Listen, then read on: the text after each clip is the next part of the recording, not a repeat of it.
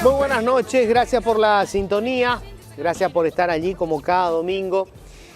El domingo anterior hablamos del drama de la inseguridad y decidimos nosotros encarar el debate desde un ángulo distinto, porque casi siempre se habla de las estadísticas, de las políticas públicas, y nos olvidamos que detrás de todos estos dramas sociales hay gente. Y el domingo pasado tuvimos personas que eran víctimas de la inseguridad o que fueron víctimas de la inseguridad. Hablamos siempre también del problema de la salud pública. Y allí ustedes saben, cuando estamos tratando enfermedades catastróficas, esas que tienen un costo altísimo, como en ningún otro caso vemos el peor rostro de un Estado que no funciona. Y allí también se habla de estadísticas, pero decidí que hoy íbamos a hablar desde la realidad que vive la gente que tiene que enfrentar este tipo de enfermedades. Hoy vamos a estar hablando con quienes están enfrentando al cáncer. Vamos a estar hablando acá en el programa. En la segunda parte vamos a estar con dos ministros discutiendo sobre cómo estamos encarando la negociación de Itaipú. Y quiero empezar hablando cortito sobre el tema Itaipú. Itaipú y Yacyretá en realidad son nuestros dos principales recursos, ¿no? Las dos binacionales. Pero Itaipú pasa a ser clave ahora porque estamos en plenas negociaciones con Brasil. Y a ver, siempre es importante poner en perspectiva qué estamos discutiendo y qué es lo importante. En el caso de Itaipú pasa también con Yacyretá. Nosotros somos socios, nosotros como país, digo, somos socios, en el caso de Itaipú de Brasil, en el caso de Yacyretá de la Argentina. Somos socios condóminos, eso quiere decir somos propietarios, copropietarios de Itaipú y de Yacyretá. Y nosotros cuando revisamos la historia vemos que no ha sido equitativa la distribución de los beneficios que han generado estas binacionales entre los dos socios. O sea, hemos llevado la menor parte en esta historia. En el caso de Itaipú, a ver, estas empresas, porque son eso, empresas que producen un producto que es energía eléctrica, se construyen o se producen con algo que es propiedad de todos, el agua. El agua es de paraguayos y de brasileños, no se puede dividir, el río no se puede dividir a la mitad. El agua es de los dos, es una copropiedad y eso produce un beneficio. Cuando vemos quién fue el gran beneficiario de ese beneficio, vemos que Brasil se ha llevado a lo largo del tiempo el grueso de la producción de energía. Y lo que recibimos nosotros en compensación ha sido mínimo. Lo mismo pasó con Yacyretá. Pero además de esa distribución inequitativa entre los socios, cuando vemos internamente en el país los beneficios de Itaipú, cómo se repartieron, también nos damos cuenta que hubo una injusticia tremenda y que una minoría de la población se ha llevado la parte del león a lo largo de las más de 4 décadas que lleva la binacional. ¿A qué me refiero? Con Itaipú, ya en los tiempos de Stroessner, se crea el primer capitalismo sólido en Paraguay. ¿Por qué? Porque un par de familias se hicieron multimillonarias. Los primeros grandes ricos en Paraguay no fueron producto de la tierra, que es la que produce, sino de las contrataciones que hizo Itaipú. Y esto se fue repitiendo a lo largo del tiempo. ¿Dónde se encuentran los trabajos mejor pagados del Paraguay? En Itaipú. ¿Dónde están los mejores negocios que puede haber en Paraguay? En Itaipú. ¿Cuál es el deseo de todo aquel que entra a trabajar en el partido político que lleva en el gobierno 3/4 de siglo? En Itaipú. Si nosotros vemos la cantidad de presidentes de seccional, de operadores políticos en general, de toda la parentela de diputados y senadores, de los familiares de fiscales, de jueces, de ministras de corte, vamos a ver que estuvieron todos enganchados a Itaipú.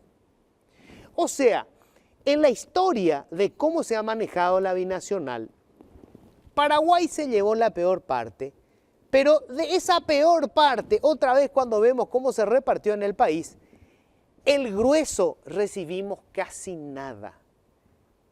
En Brasil, esa energía se convirtió en insumo y desarrolló la industria de San Pablo, que ha creado la mayor cantidad de puestos de trabajo en toda América Latina.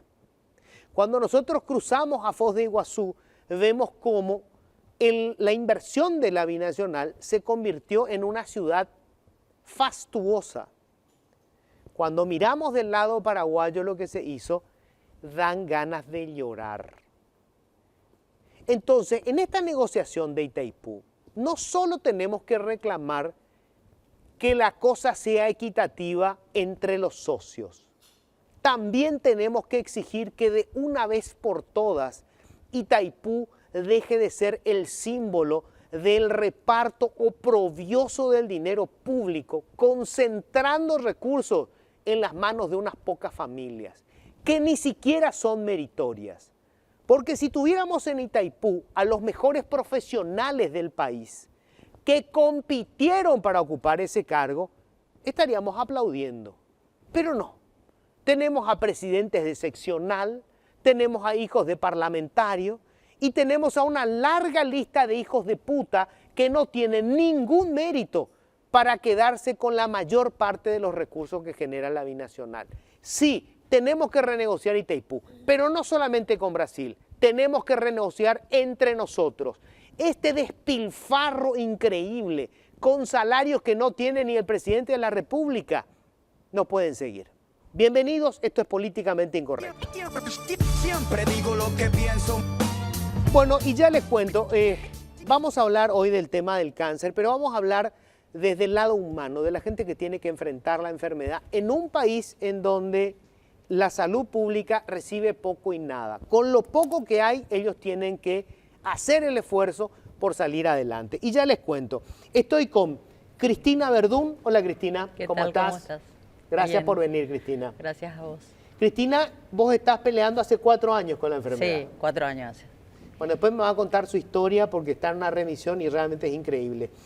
Beatriz Vera, hola Beatriz, ¿cómo Hola. estás? Muy bien, gracias por invitarme. Bueno, Beatriz hace 12 años que está 12 peleando años, con el cáncer. 12 años hace 2 años que estoy todavía en tratamiento con quimioterapia por metástasis en los pulmones. Y gracias a Dios hasta hoy no me faltan medicamentos porque hice, recurso amparo. A través de recurso amparo estoy consiguiendo mis medicamentos. Y estamos con Elías Pérez, que muchos lo van a conocer porque se convirtió en un fenómeno en las redes sociales, maneja el humor político como pocos. Hola Elías, ¿cómo ¿Qué tal, estás? hermana? Buenas noches, un gusto acá compartir con ustedes y eso.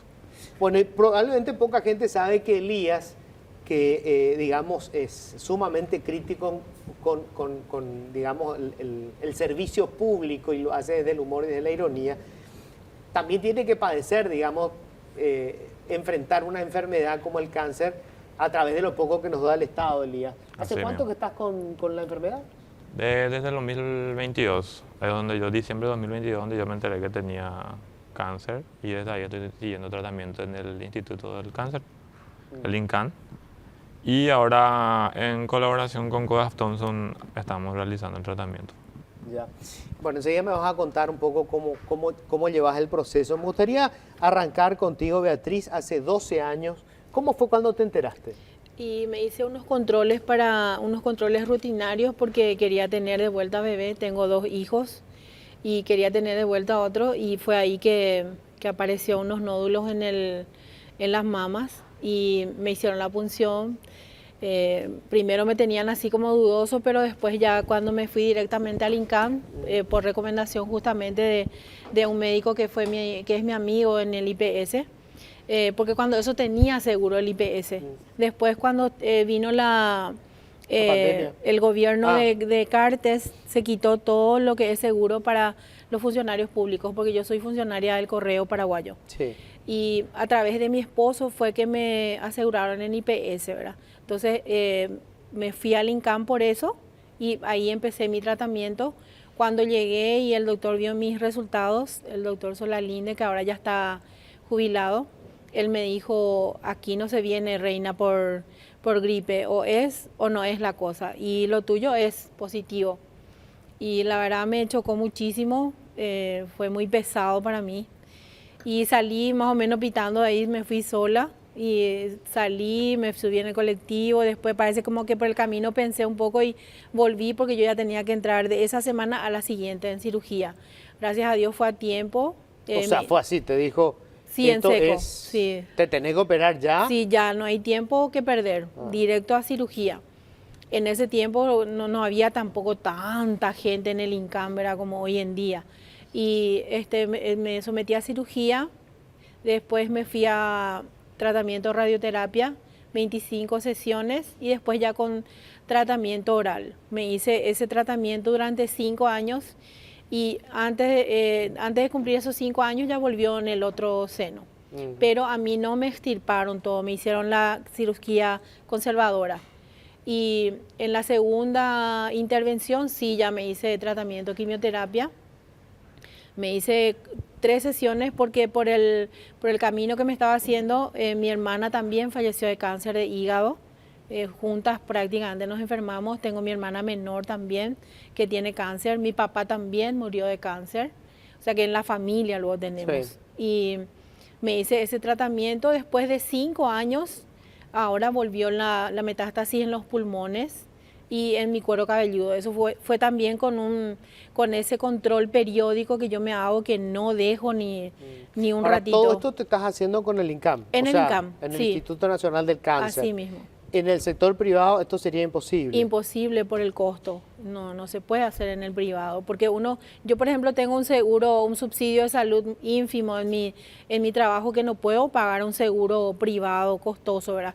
Pero vos te vas a un seguro privado y no cubre luego. Y si vos le decís sos paciente del cáncer, ellos ya te rechazan directamente. No podés y vos tenés que pagar en forma privada, eso si querés quedarte ahí, a que te traten de cualquier cosa, porque como estábamos hablando con Cristina antes de entrar en tu programa, si vos te vas y no es solamente tu enfermedad de base lo que te lleva a ir a un hospital privado, sino que de repente vos te sentís mal, tenés náuseas, tenés fiebre, ahora por ejemplo está la epidemia del dengue, de la chikungunya, que todos pasamos por eso, y no podés hacerte, por si no le decís al doctor de guardia, si sabes que sos un paciente oncológico, ya no te atiende. Ya no se quieren, digamos, no quieren involucrarse No. en tu dice tratamiento. que te vaya al INCAM. Te dicen Directamente al INCAM. No importa que sea un resfrío lo que No tenga. importa. Así que tenemos un estigma porque somos pacientes oncológicos. Así mismo. En tu caso, Cristina, me contaste, bueno, hace 4 años, pero te habían dado un diagnóstico terrible. Sí. Hace 4 años, en el 2020, realmente el 2019 terminando, se me detectó, ¿verdad? Y así como dijo ella, la que me dijo que yo tenía cáncer de mama fue así: tenés cáncer de mama, tenés que ver que te vean, porque esto es urgente, andar, rogar, implorar, me dice, andate, puedes ir al INCAM, puedes ir al Itagua, puedes irte al San Pablo o a clínica. Y no sabía qué hacer, realmente por la forma que me dijo, ¿verdad? Cáncer de mama. Sí, cáncer de mama, sí, en la primera. O sea, te dijo, esto es grave, si no te hace algo enseguida, ya, entrar en el circuito. morís. Sí, tenés que entrar en el circuito para ver y tenés que ver dónde. En el 2020 empiezo a hacer los estudios. Gracias a Dios pude hacerlo rápido en el hospital de San Pablo, ahora comencé. Rapidísimo me fui a la cirugía, la primera cirugía de un lado, me sacó todos los senos, después a la siguiente entré rápidamente ya en quimio, porque había que entrar en quimio sí o sí. Terminé toda esa quimio y me pasa radioterapia y me voy, en ese momento ya empezamos a entrar en la pandemia. Ya no podíamos ir al INCAN, el INCAN ya no estaba atendiendo para hacer quimio. Nosotros, gracias a Dios, en el San Pablo no tuvimos ese problema, pero yo tenía que hacer radioterapia solamente te podés hacer en el INCAN, si no tenés para pagar. Si tenés para pagar, perfecto, te vas al privado, ¿verdad? ¿Cuánto cuesta eso? ¿Tenés idea? Y depende, 30, 40 millones. Por sesión. No, a todas las tratamiento completo. Esa es todo el tratamiento te sale. Había uno que era el Estigarribia, era el que era más accesible para los pacientes, nos hacía precio y todo. Yo me voy a Estigarribia para hacerme... Ah, y me voy al INCAN, a pesar de todo me voy al INCAN, porque no querían, porque que hay COVID y que no te van a poder atender y todo eso. Igual yo me voy porque tenés un tiempo nomás para hacer la radioterapia después de tu quimio. No podés pasar ese tiempo, si no ya no te sirve.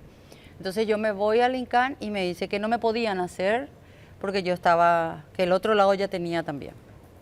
Entonces, hizo metástasis en la otra, claro, en la otra mama. tenía lo bajo el brazo y ya tocó. Vuelvo, me hago la cirugía de vuelta con mi doctor. Sí, me dijo, pasa que no podíamos operarte los dos de una vez porque vos necesitabas ya entrar en quimio. Tenía que ser rápido. Si te hacíamos las dos cirugías, bilateral, como se dice, el tiempo iba a tener más tiempo en que sane todo. Entonces, hicimos de un lado. Me vuelvo a operar. Yo me operé en enero del izquierdo y en octubre me operó el derecho. Y de ahí además paso otra vez para radio y me voy, ya que no podía, ya en el INCAN, porque el INCAN ya no estaba haciendo, me voy a consultar en el privado y dije, bueno, de algún lado va a surgir la plata para poder hacer, porque hay que hacer, ¿verdad? Y me voy, consulto con el doctor y me dice que yo ya no estoy para eso, que la radioterapia ya no va conmigo porque yo tengo metástasis y me pueden romper el hueso y puedo quedar paralítica. ¿En el privado te dijeron eso? Sí, el doctor. Voy a hablar con tus médicos. Y yo vuelvo, todo, bueno, vuelvo a hablar con al 2, 3 días, el doctor ya me llama, necesito que vuelvas al hospital, me dice mi doctor, quiero ya que me vengas. Me voy y me dice, entramos de nuevo en quimio paliativo, porque tenés metástasis así, así, y tenemos, yo te soy muy honesto, me dijo, tu probabilidad de vida es 4 meses, vas a estar todavía bien. Y en 8 meses yo creo que ya no iba a tener dolores, todo lo que podía pasar, ¿verdad? ¿Eso hace cuánto? En el 2020. Uf. En el O sea, hoy tenía que haber sido un difunto. Sí, hoy ya no tendría que estar hablando con un muerto. Sí, sí, así mismo. Y yo le decía al doctor, no, yo sé que lo vamos a lograr. ¿Y te hiciste la quimioterapia paliativa? Sí, paliativa. ¿Y hoy cuál es tu situación? 0 cáncer. ¿Estás en remisión absoluta? Remisión. Tomando medicamentos, quimio oral, ¿verdad? Que eso sí para estar así, como estoy hoy día. Yo no tuve dolores, no tengo dolores, no tengo ningún tipo de molestia, que es lo que mucho le sorprende a mi doctor, de que yo no me duelan los huesos. A mí no me duelen los huesos, a mí no me duele nada. Si se atrasan con una medicación, porque vos dependés de la medicación que estás tomando, si se atrasan con la medicación, ¿qué pasa? Y tenemos, según los médicos, se mantiene dentro del cuerpo hasta un mes y medio. Es todavía factible de que estemos tipo bloqueados. Pues sí. Porque esto es controlar células que crecen de manera absolutamente... Sí, porque ellos están así, como le digo yo, así les hago, están pendientes de nosotros, ¿verdad? En cualquier momento encuentra el huequito por donde ir, ¿verdad? Entonces, el tema es de que vos tengas un tiempo y ahora no hay. Por ejemplo, yo estoy sin medicamentos. Ahora estás sin medicamentos. ¿Y hace cuánto? Un mes. Un mes. O sea, estás, digamos, en la zona de riesgo. Ahora puedo entrar en la zona de riesgo. Tengo que hacer unos chequeos, ¿verdad? Que tampoco se dan, por ejemplo, unos estudios que no hay en el INCAN, que estoy viendo por la DIVEM, porque el costo es elevadísimo, ¿verdad? O sea, esto es permanentemente buscar dónde conseguir la medicación. Así mismo, sí. En una institución pública. Sí. Y si no hay... Privado, impensable. Impensable. Por los precios. Sí, no, si yo voy a comprar, puedo comprar a lo mejor, como yo digo, si tengo mi autito, vendo mi autito, compro para este mes, que cuesta... 33 millones cuesta el medicamento. Bueno, esos son 21 días nomás. Lo que vos estás tomando ahora, ¿tomás cuántas veces al mes? Todo el mes. Todo el mes. Todo el mes, 21 días. ¿Cuánto te cuesta por mes? ¿Cuánto cuesta por mes eso? Y 33 millones. 33 millones. Sí. Por mes. Por mes, más el otro que tomo, son 2 medicamentos, es 40 millones mensual. Total. Total. Ese es tu costo hoy. Sí. A ver, en tu caso, Elías, joven, ¿cuándo te enteraste? Supongo que la primera reacción es no puede ser. A mí no me puede pasar. Sí, yo creo que eso es el pensamiento que le vendría a cualquier persona, ¿verdad?, cuando pasa por esto.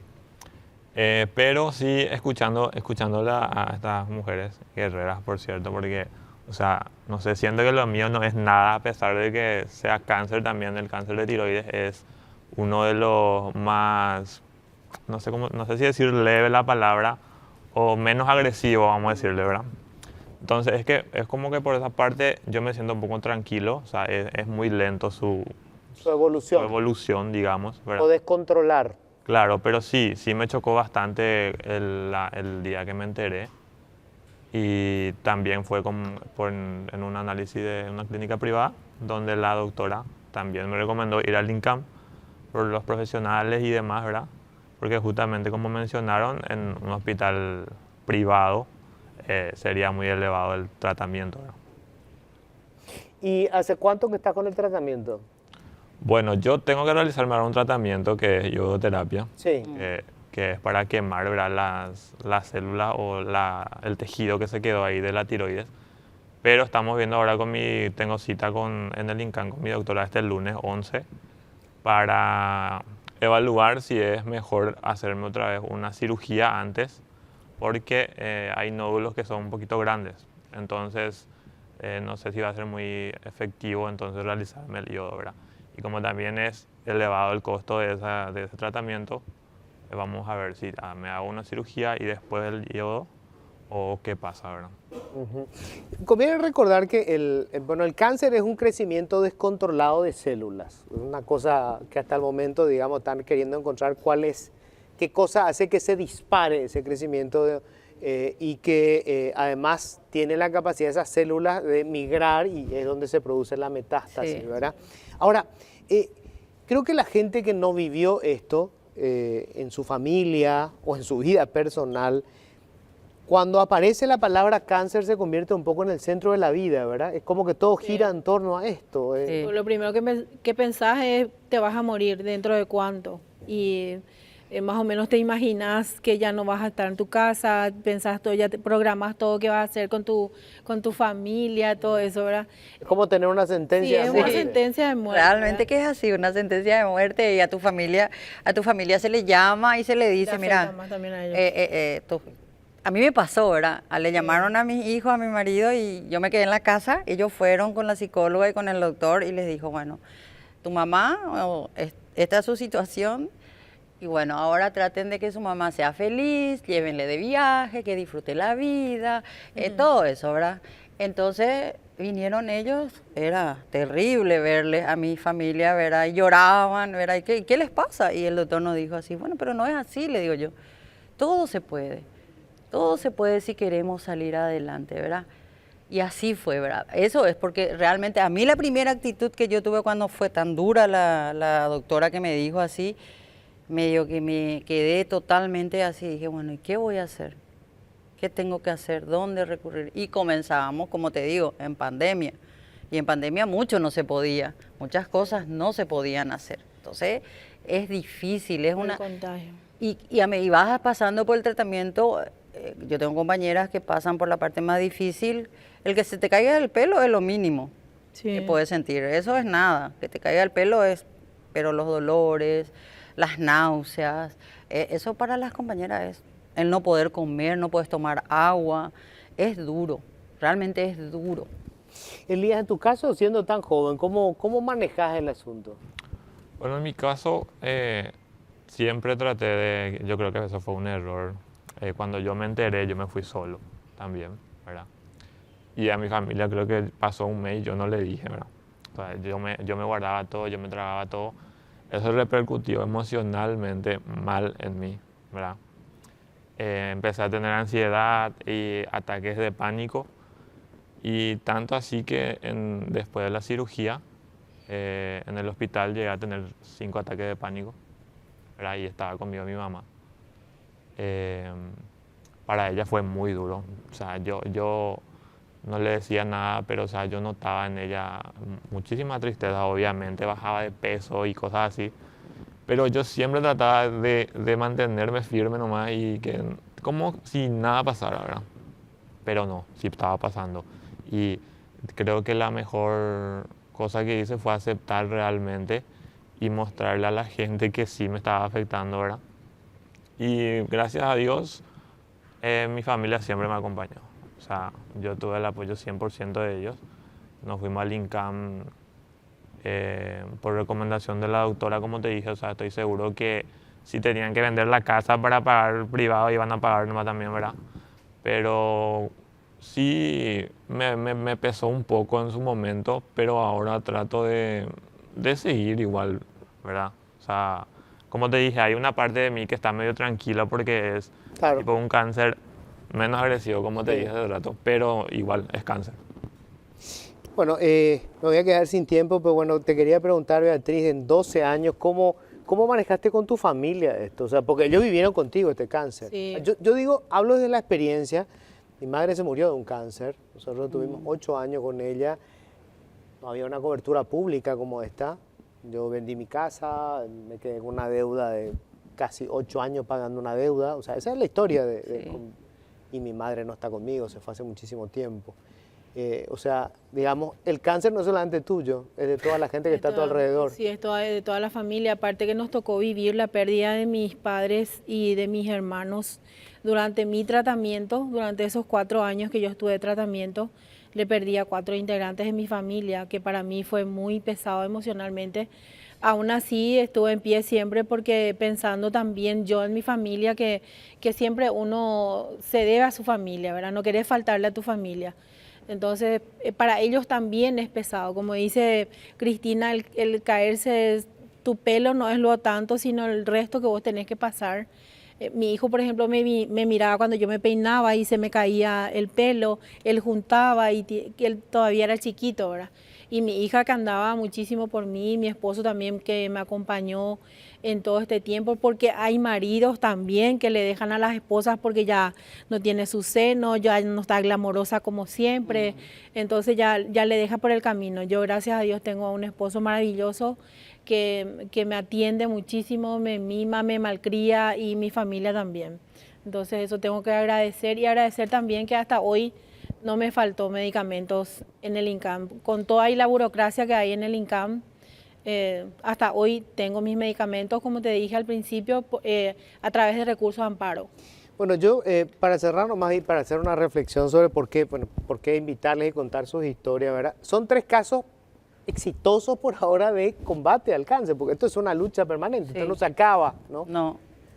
Y si no tuviéramos la cobertura pública, si no se destinaran nuestros impuestos a cubrir esto es imposible. Imposible. Salvo, obviamente, para una minoría de la población, ¿verdad? Para ese grupo minúsculo que puede tener Pero recursos para aguantar. ni aún, Luis, ni siquiera si tenés los medios, si vos empezás a hacer, a lo mejor los primeros vas a poder cubrirlo, ¿verdad? Pero y después, como vos Después decís, el vendí mi resto. casa, vendí esto, vendí lo otro, porque no vas a lograr, ¿verdad? Y si realmente la cobertura de salud fuera buena, también sería importante, ¿verdad?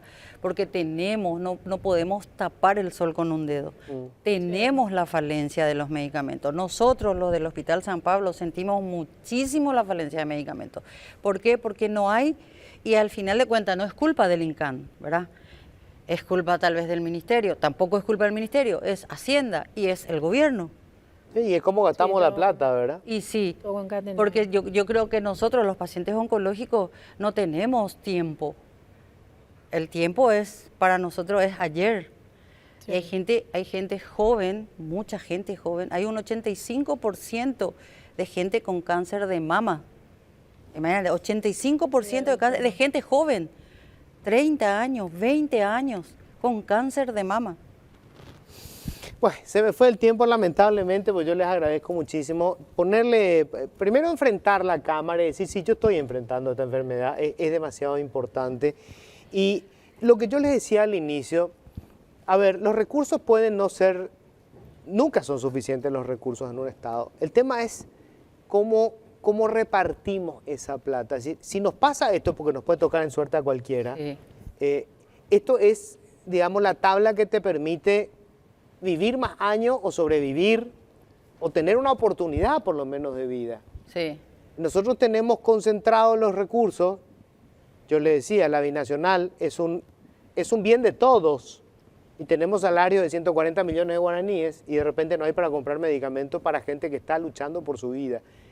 Puede sonar populista, pero esa es la realidad. Y estos son los rostros de la gente que está peleando. Muchísimas gracias. Gracias, doctor. Gracias. Igualmente. Gracias. Gracias.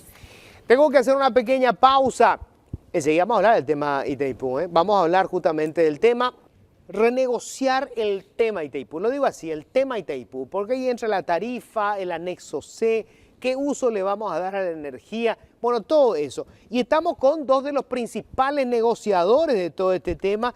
Estamos con el canciller nacional, Rubén Ramírez. ¿Qué tal, canciller? Un placer, Luis, un gusto de estar contigo y con tu distinguida audiencia. Y estamos con Javier Jiménez, ministro de Industria y Comercio. ¿Qué tal, ministro? ¿Cómo Luis, estás? muy bien, un saludo a la audiencia, esperanzoso de poder tener un debate lindo. Bueno, primero, ¿cuál es la situación hoy? ¿Hay una suerte de estancamiento en la negociación? Porque primero arrancó como parecía muy amablemente la conversa y después, como era de esperarse, se fueron endureciendo las posiciones y da la impresión de que está como estancada la cosa, ¿o cómo es el tema, canciller? En este momento estamos trabajando a nivel técnico. Ambas partes tenemos posiciones divergentes desde la perspectiva del enfoque, aun cuando hay una coincidencia plena entre los mandatarios. La visión del presidente Santiago Peña y del presidente Lula da Silva es que Itaipú Binacional sea un factor de desarrollo para los países. Ahora bien, la discusión respecto de la tarifa tiene un enfoque distinto. Paraguay hoy exporta el 80% de su generación energética y consecuentemente el tema de la tarifa es clave, de que sea lo suficientemente conveniente para generar las inversiones que necesita nuestro país. Por ejemplo, para atender el reclamo, casi clamor del sector empresarial sobre los cortes de energía que sufrimos cada año en temporadas de alta demanda energética. Allí tenemos transmisión, distribución, donde la ANDE tiene que generar inversiones importantes y al mismo tiempo otras infraestructuras. En el caso de Brasil, y ahí es donde nuestra discusión respecto del enfoque de Brasil es diferente, nos parece injusto, porque Brasil quiere la menor tarifa para repasar al sistema de distribución, que son privados, y donde rentabiliza el Estado. Entonces, si tenemos una tarifa baja, nuestro país estaría en menores condiciones y por lo tanto eso para Paraguay no es aceptable. Como en toda negociación, lleva su tiempo. Existen diálogos permanentes. Con el canciller de Brasil nosotros estamos hablando permanentemente. Ahora bien, ¿qué estamos haciendo? Hay discusiones técnicas a nivel de los directores financieros, desde el punto de vista también de los técnicos eléctricos de ambas partes y también a nivel diplomático. Los elementos, los argumentos están expuestos. Lo que estamos es viendo que haya una coincidencia de cuál es la fórmula que vamos a aplicar y de qué manera nosotros vamos a alcanzar un acuerdo lo suficientemente equilibrado para ambas partes. Acá no se trata de que Paraguay le quiere ganar a Brasil o que vamos a perder. Estamos buscando, frente a un problema compartido, la mejor solución.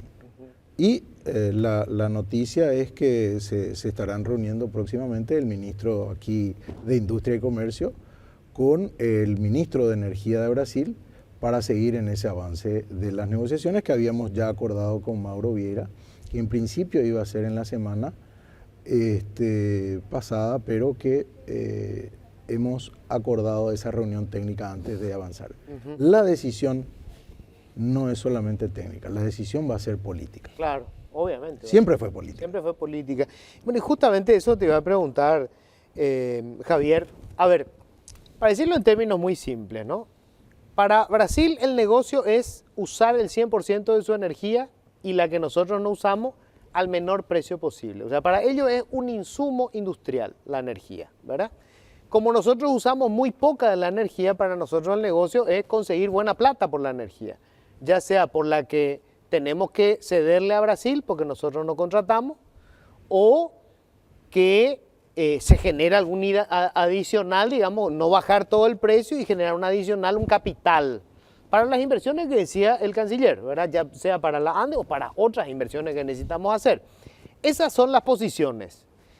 ¿Qué cartas tenemos nosotros para negociar? Porque Brasil lo que dice es, y es lógico, ¿verdad? No, el anexo C dice que el precio de la energía es el costo de producción más el pago de la deuda. Pagamos toda la deuda, este es el precio.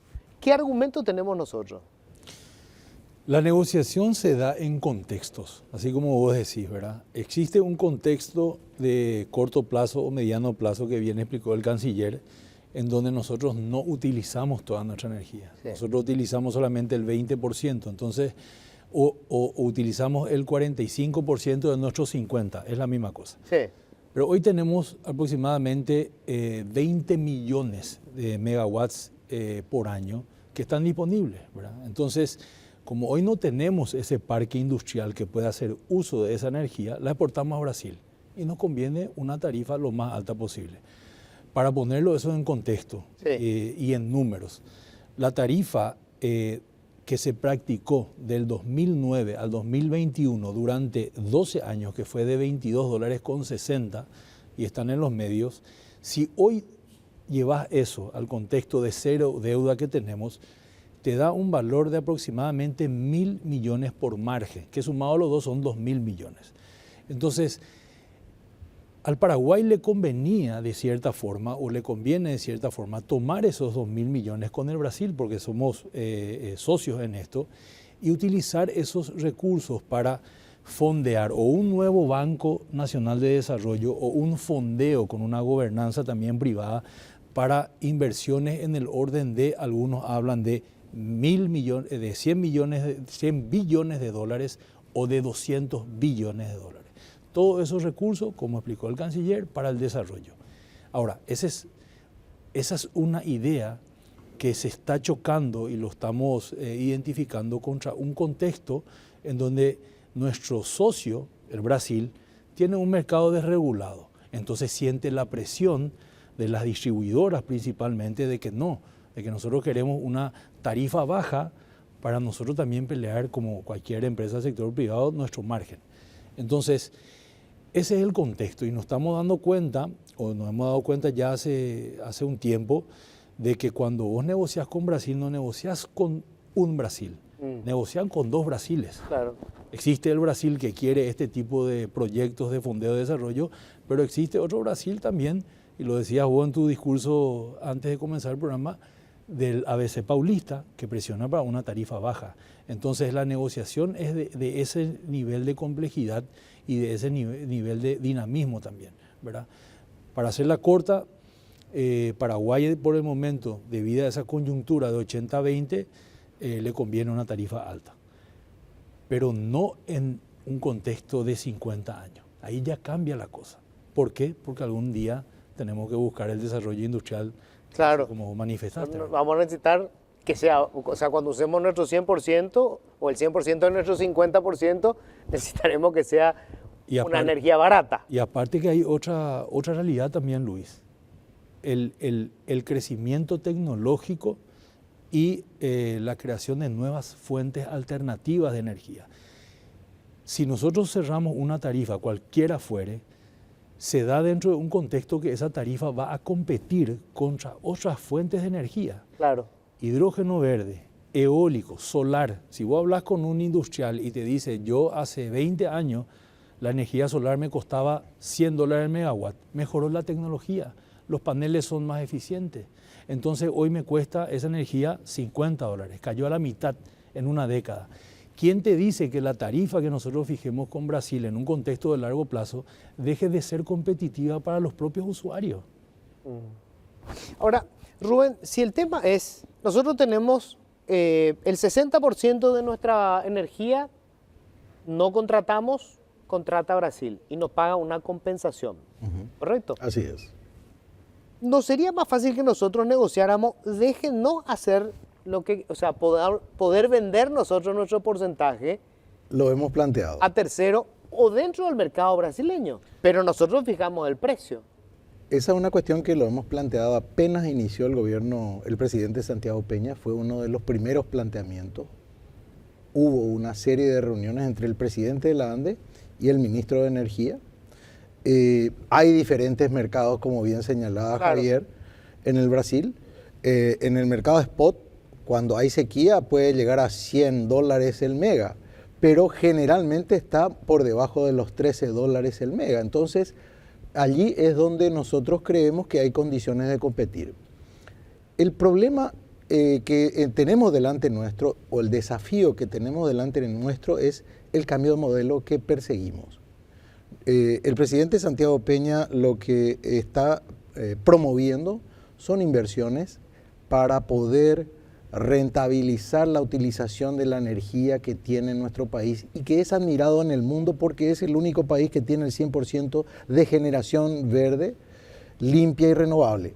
Entonces, no se hicieron las inversiones para que la industria paraguaya consuma lo suficiente de manera que rentabilicemos adecuadamente tanto Itaipú como Yacyretá y al mismo tiempo Acaral. Y como bien señalaba Javier, la generación de energía alternativa también forma parte de la prioridad de la agenda gubernamental. Entonces, nosotros sí le planteamos a Brasil, queremos vender en ese mercado. Sí le planteamos a Brasil la negociación del anexo C, que tiene varios elementos. Tiene la modificación del tratado de Itaipú, los objetivos que se plantea una entidad binacional que fue creada por paraguayos y brasileños hace 50 años, donde se acordó construir, generar y pagar toda la deuda. Los tres objetivos fueron cumplidos. A partir de ahora, el gran desafío nuestro es cómo construimos los próximos 50 años. Y en esa visión de los próximos 50 años, el propósito del gobierno del presidente Peña es justamente lograr un cambio de modelo en nuestro país que nosotros podamos realmente aprovechar el 50% que nos corresponde de la entidad binacional de Itaipú y al mismo tiempo de Yacyretá. A ver, este 60% digamos que queda libre lo vamos a consumir rápidamente, o sea, en muy poco tiempo vamos a estar consumiendo el 100% de lo que genera Itaipú. El tema es que esa pregunta tiene que ver con algo que se habla y se lee mucho, la soberanía energética, ¿verdad? ¿Qué es la soberanía energética? Y en términos muy simples es, yo voy a usar el 50% que a mí me corresponde. Ahora, para usar el 50% que a vos te corresponde, tuviste que haber hecho un trabajo hace 10 años. Porque el proceso para que una empresa monstruo de afuera venga y se instale en el Paraguay no se hace de la noche a la mañana. Estas empresas analizan y el Paraguay tiene, primero, energía. Tenemos la energía, excelente. Tenemos un precio competitivo, excelente. Tenemos las condiciones macroeconómicas que también hacen parte de la decisión de una empresa de venir a invertir. Tenemos inflación baja, estabilidad política, etcétera. Excelente. Bueno, ahora me voy a Paraguay, pero ¿sabes qué? Ahora la empresa número 1 del mundo que le superó a Amazon en nivel de valor, que se llama Nvidia, que trabaja con inteligencia artificial, está causando una revolución en el mundo que hace con que todo el mundo quiera invertir en data centers y no hay la materia prima para instalar estos data centers que puedan utilizar la energía. Entonces ese inversor de afuera te dice, tenés todo, pero el problema soy yo. El problema soy que tengo que, para comprar los equipos e instalarlos en Paraguay, estoy en una fila de 3 años. Entonces, ese trabajo que te lleva al uso de la energía y a la industrialización, no basta solamente con tener la energía. Es un proceso largo. Por eso yo hablé de un contexto de negociación con el Brasil en 2 tiempos. Un tiempo de corto plazo que puede durar 1, 2, 3 años, que es esta discusión de tarifa, pero después ya una visión mucho más a largo plazo, que es, vamos a usar toda nuestra energía.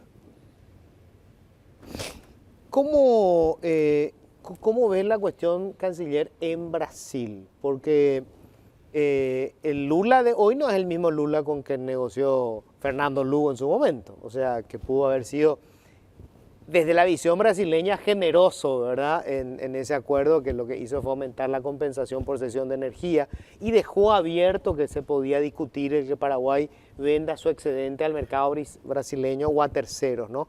Hoy tenemos un Lula que está en otro momento, con una presión muy fuerte de los paulistas, de la industria paulista principalmente. ¿Cómo ves el escenario de Lula? Porque convengamos que su prioridad es su mercado interno, o sea, él tiene que conseguir que los que le votaron estén contentos. Después pensarán que nosotros estemos contentos con él. Sí, evidentemente en Brasil hay distintas dimensiones y obviamente el mercado de San Pablo, las distribuidoras que Itaipú provee menos del 9% del consumo de energía total de Brasil, pero para San Pablo provee prácticamente el 70%. Entonces es el mercado más importante para la Itaipú. Y las empresas distribuidoras, lo que nosotros estamos demostrándoles es que el incremento de la tarifa realmente no tiene un impacto en la factura final del consumidor. Lo que ahora quieren es la distribuidora es incrementar su rentabilidad, su margen de ganancia, porque se eliminó para ellos el factor de ajuste que tenían de pago. Eso sucedió a partir del 1 de enero. ¿Quién ganar más plata? ¿Quién gana más? No es que el consumidor brasileño le va a costar más. Y Brasil está en un momento electoral que representa un desafío. Se van a elegir los intendentes de toda la República Federativa y consecuentemente en una gran tensión política con su principal adversario, que hoy es el PL de Bolsonaro. Lo que nosotros estamos entonces es planteando, señores, nosotros tenemos que ver esta entidad binacional de la cual somos socios ambos, de que realmente sea un factor de desarrollo para nuestros países, que genere una rentabilidad, porque la inversión, el esfuerzo de 50 años de nuestros pueblos tiene que traducirse en beneficios concretos para la ciudadanía, no para las empresas solamente. Y digo solamente porque también hay que prever que ellas tengan que rentabilizar. Claro. Ahora, hay una cuestión que en realidad, digamos, ustedes están en la negociación y es el tema de qué hacemos con la energía. Pero hay una cuestión que es muy importante, digo, para que la gente también tome la bandera de la negociación, tiene que sentir que Itaipú le pertenece. Y es lo que yo decía hoy al arrancar el programa, cómo manejamos este recurso de Itaipú, no solamente el dinero que genera, que por cierto la distribución que se hizo a través de gobernaciones y municipios, hay que ver qué resultado tuvimos como país, me parece que ahí la pifiamos, pero además la transparencia que tiene que tener Itaipú. O sea, hoy hasta hoy es difícil conseguir información sobre Itaipú, o estos salarios absurdos que se pagan, es como una burbuja y está fuera de la realidad del país. No estoy seguro que ninguno de los dos ministros acá gana lo que gana hoy un funcionario de Itaipú.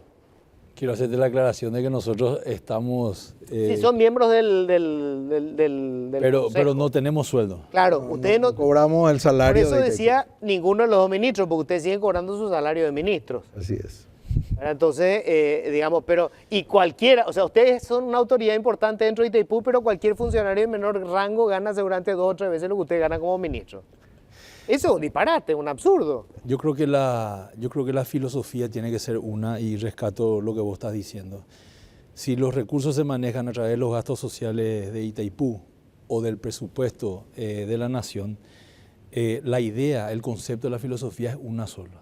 Tiene que haber transparencia y ese dinero es del pueblo paraguayo. Y no puede haber arbitrariedad en el manejo de esos fondos. Eso por un lado. Ahora, el debate es interesante y se da también dentro del contexto del anexo C. Podría ser una de las cuestiones a negociar con el Brasil, que también tiene su parecer en esto de decir, ok, pasemos todos los excedentes financieros a los respectivos presupuestos, o no, o hagamos una combinación. Es parte de esa negociación y es un tema fundamental porque tiene también que ver con lo que vos decís, la transparencia en el manejo de los recursos públicos y las cuestiones políticas internas también. Entonces, vaya si es un capítulo interesante y que también hace parte del análisis del equipo negociador, ¿verdad? Bueno, me voy a quedar sin tiempo, canciller, cortito. Nosotros estamos muy enfocados en Itaipú, ¿verdad? Pero Itaipú en realidad es un buen problema, porque ya se pagó toda la deuda y lo que estamos discutiendo es qué hacemos con ese excedente que puede ser o energía más barata o un capital para los dos socios, ¿verdad? ¿Qué hacemos con Yacyretá? Yacyretá, en este momento, nosotros hemos acordado un plan con el gobierno de la República Argentina. Tenemos que hacerla financieramente viable. La viabilidad va a venir a través de la aprobación por parte del Congreso argentino del acuerdo que ya suscribió Horacio Cartes con Mauricio Macri. ¿Eso todavía se puede discutir en el Congreso argentino? Eso se debe discutir, porque nunca envió el gobierno que le sucedió a Macri al Congreso para su aprobación. El presidente Fernández. Así es. De manera que ese es un paso sustantivo. ¿Y el Otro paso, presidente Milei dijo que va a presentar así es, al Congreso? al Congreso. Ah, bueno. Entonces, tampoco Milei tiene la Sí, mayoría necesaria y Sí. por lo tanto hay un trabajo importante que hacer para resolver la ecuación financiera de la entidad, que es lo fundamental, a partir de lo cual se resuelve el endeudamiento que tiene tanto con la República del Paraguay, con el Tesoro argentino y la entidad binacional. Entonces, nosotros lo que estamos trabajando es que el gobierno actual pague las deudas, que son un poco más de 111 millones de dólares, a la entidad binacional y al Tesoro paraguayo, hasta tanto se resuelva lo otro. Los ministros de Economía, Carlos Fernández y Luis Caputo, están dialogando. A ellos los dos presidentes les encargaron la negociación financiera para resolver la ecuación que hay con la entidad binacional. Bueno, lamentablemente me quedé sin tiempo, pero bueno, creo que hay un pantallazo importante para saber, bueno, cuál es la posición, que me parece que es una posición racional, lógica. No es fácil negociar con Brasil, caramba, y los intereses de San Pablo, o sea, San Pablo es 4 veces lo que somos nosotros como país, ¿verdad? Pero bueno, seguiremos esto porque nos interesa sobremanera, creo que se define parte del futuro de la economía en los próximos años seguramente, ¿verdad? Muchísimas gracias. Un placer, un gusto de estar Gracias, con canciller. todos. Gracias, ministro. Gracias, Luis. Gracias, Luis. Y ya estamos con nuestro amigo Iván porque, bueno, la noticia, obviamente, el sábado fue la convención del Partido Colorado. ¿Qué dejó la convención de la ANR? Iván.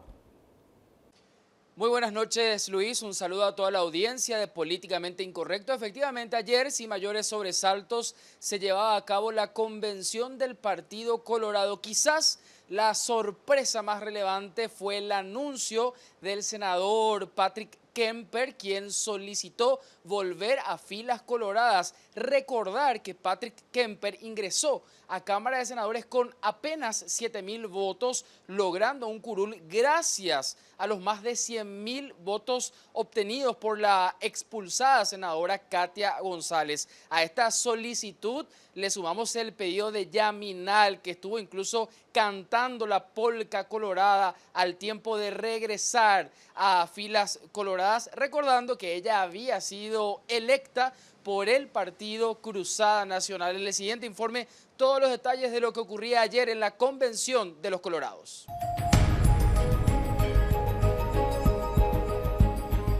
La convención ordinaria del Partido Colorado estuvo marcada por el consenso de los movimientos internos.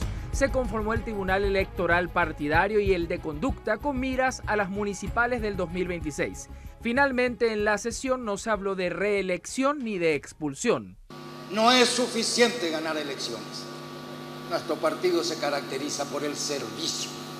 Llegar donde está el enfermo, llegar donde está el anciano o la anciana, socorrer a aquel que le falta todo. No nos cansemos en cada día aumentar ese músculo de atención y de servicio que caracteriza a nuestro querido Partido Colorado. A su llegada, el presidente Santiago Peña habló de un día de fiesta y en medio de la Asamblea Colorada recordó cuando tiempo atrás, durante una convención colorada, resolvió afiliarse a la ANR. Ese gran anhelo de poder construir un país en fraternidad, en concordia y principalmente reconstruir nuestra patria, que este gran gigante, la República del Paraguay, vuelva a surgir como aquel Paraguay de 1850 de don Carlos Antonio López, que era el orgullo continental, que era un país de pie y que avanzaba a paso firme. Estoy convencido que nuestro mayor legado será que este Paraguay vuelva a caminar a paso firme, siendo un emblema de paz, de esperanza, de libertad y de progreso para toda la República del Paraguay. Aunque ya eran conocidos por su coqueteo con el oficialismo colorado, la sorpresa se dio con el anuncio de la solicitud de reincorporación a filas coloradas del senador Patrick Kemper, quien ingresó a Cámara de Senadores con apenas 7.000 votos, ayudado por los más de 100.000 de la recientemente expulsada Katia González. A los besos, canto y abrazos, la senadora Norma Aquino, alias Yaminal, ex Cruzada Nacional, oficializó su reincorporación al Partido Colorado. Con eso completamos 26 senadores, presidente del partido, don Horacio Cartes, y 27 con alguien que también vuelve a su casa.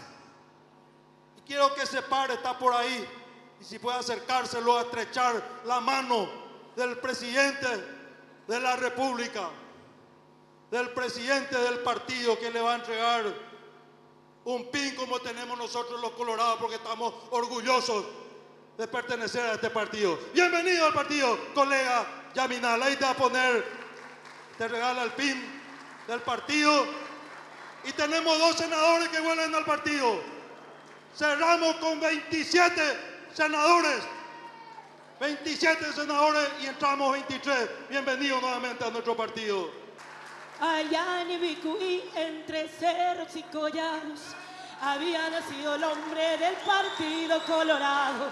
Allá en Ibicuí, entre cerros y collados, había nacido el hombre del Partido Colorado. Colorado, un gran partido nacional republicano, aupega, querido hermano, la tradición nacional. Colorado, un gran partido nacional republicano, aupega, querido hermano, la tradición nacional. Gracias. Con ambos senadores redimidos, los colorados ya suman 27 senadores y si contamos a los 4 expulsados del PLRA, fácilmente podían alcanzar 31 votos en la Cámara Alta, que en este periodo dejó de caracterizarse por ser un poder opositor en la estructura de gobierno.